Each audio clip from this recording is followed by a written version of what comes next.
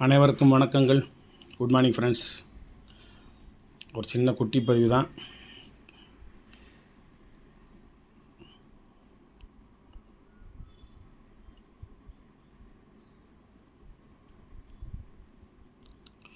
ஆஜாத் கி அம்ரித் மஹா உத்சவ் ஒரு நினைவு நாணயம் 75th இண்டிபெண்டன்ஸ் டே.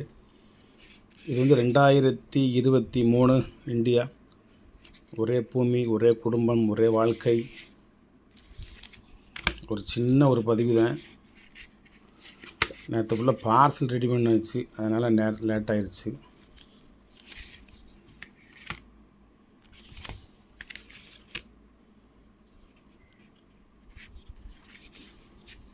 ₹1, ₹2, ₹5, ₹10, ₹20 ஒரு 5 வகையான நாணயங்கள். ₹1, ₹2, ₹5, ₹10.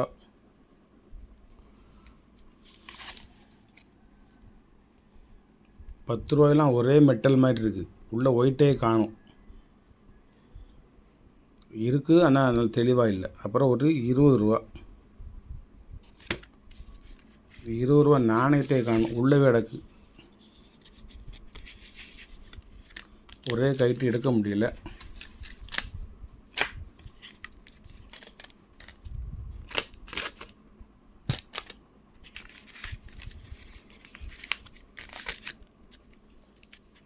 இது ₹20.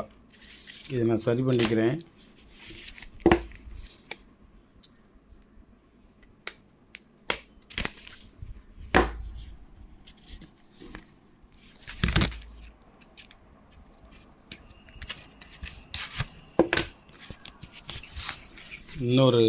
இன்னொரு செட் இருக்குது, அதில் தெளிவாக பார்ப்போம்.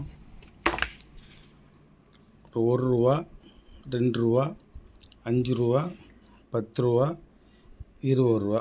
இதுலேயாவது எல்லாம் வரிசைக்காக கரெக்டாக இருக்குது. ஒரு தபாலில் வர்றதுக்குள்ளே அவ்வளோ தூரம் ஆகிப்போகுது. யூஎன்சி காயினுக்கு சந்தேகம் இல்லை. மக்கள் புழக்கத்துக்கு இது ஒரு காலமும் போக போகிறதும் இல்லை. யாருடைய கரங்களும் இதில் பட போகிறதும் இல்லை. பாக்ஸுக்குள்ளே இருக்குது. 2 செட்டு மட்டும் வாங்கினேன், நிறையா வேண்டாம் அப்படின்ட்டு. வேணுங்கிறவங்க வாங்கிக்கோங்க. அதை நான் கரெக்ட் பண்ணிக்கிறேன். வணக்கம், வாழ்த்துக்கள். சப்ஸ்கிரைப் பண்ணுங்கள், ஷேர் பண்ணுங்கள், லைக் பண்ணுங்கள், கமெண்ட் பண்ணுங்கள். ஸ்கூலில் பிள்ளை விட போகிறீங்க ஸ்கூட்டர் எடுத்துக்கிட்டு, அதுக்கு மனைவி தேவையில்லை.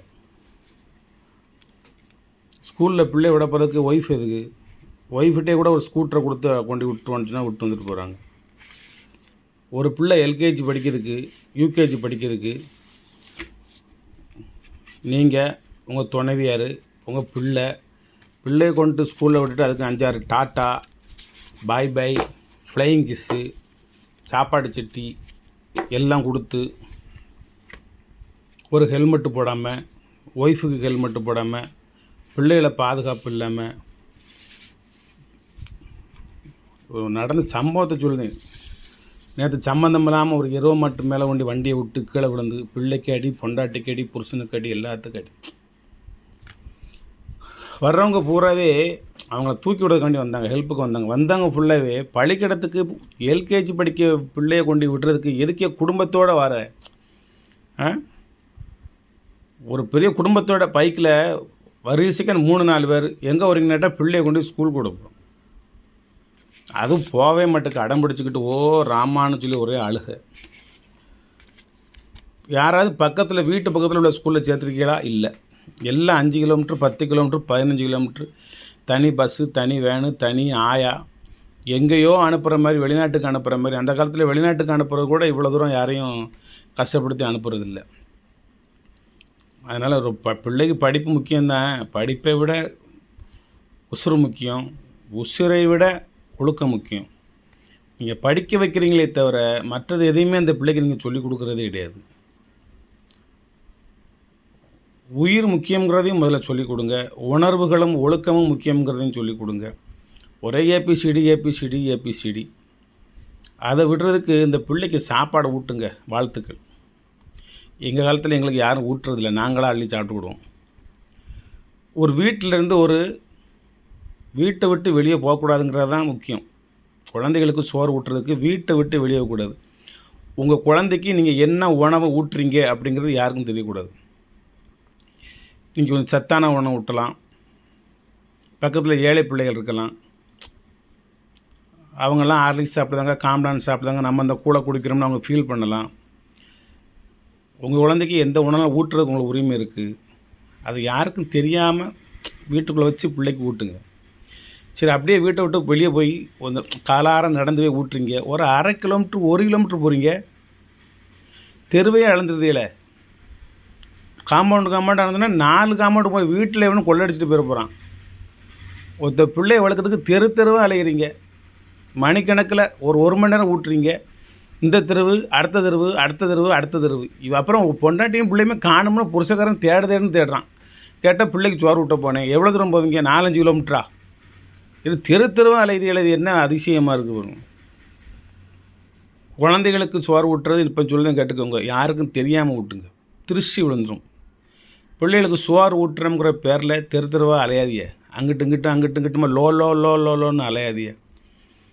அழகான வாழ்க்கையை, நீட்டான வாழ்க்கையை, முன்னே படிக்காத குடும்பம் யாருக்கும் தெரியாமல் சாப்பாடு கொடுப்பாங்க பிள்ளைகளுக்கு. இப்போ நீங்கள் படித்தவங்க, பண்பு உள்ளவங்க, பெருமைக்குரியவங்க, பிள்ளைகளுக்கு சாப்பாடு ஊட்டையில் யாருக்கும் தெரியாமல் அமைதியாக ஊட்டுங்க. நன்றி, வாழ்த்துக்கள். நான் சொல்கிறதில்ல தவறு இருந்தால் மன்னிச்சுக்கோங்க.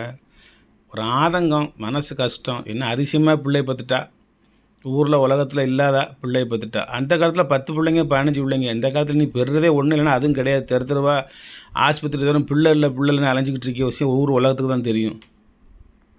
அந்த காலத்தில் 10 பிள்ளை 15 பிள்ளைய ஒத்த பிள்ளையை பெற்றுட்டு தெருவா. இதில் நீங்கள் ஆண் பிள்ளையை பெற்றுட்டு ஆண் பிள்ளை இல்லாத பெண் பிள்ளை இருக்கிற வீட்டு பக்கம் போனீங்கன்னா அவங்க வயிற்றுச்சப்பட்டுருவாங்க. நமக்கு ஒரு ஆம்பளை பிள்ளை இல்லையேன்னு ஏங்கிடுவாங்க. அது உங்கள் குழந்தைய பாதிக்கும், பார்த்துக்கோங்க. அதனால் இப்போ எந்த அளவுக்கு டீசெண்டாக பிஹேவ் பண்ணணுமோ அந்தளவுக்கு டீசெண்டாக பிஹேவ் பண்ணுங்கள். லைஃப்பை ஃபாலோ பண்ணுங்கள். தேங்க்யூ நண்பர்களே, தேங்க்யூ. ஒரு சின்ன குடும்பத்தில் உள்ள, அதாவது என் குடும்பத்தில் உள்ளது தான், குடும்பத்தில் உள்ள ஒரு கதையை உங்களுக்கு சொல்கிறேன். அது வேண்டாம், மற்றவருடைய பார்வைக்கும் மற்றவருடைய பேச்சுக்கும் நீங்கள் ஆளாக வேண்டாம். நீங்கள் நல்லா இருக்கணுங்கிற ஒரு எண்ணத்தில் சொல்கிறேன், வேறு ஒன்றும் இல்லை. வணக்கம். இது 2 தான் இருக்குது. யாருக்கும் வேணும்னா வாங்கிக்கோங்க. நன்றி. சப்ஸ்கிரைப் பண்ணுங்கள், ஷேர் பண்ணுங்கள், லைக் பண்ணுங்கள், கமெண்ட் பண்ணுங்கள்.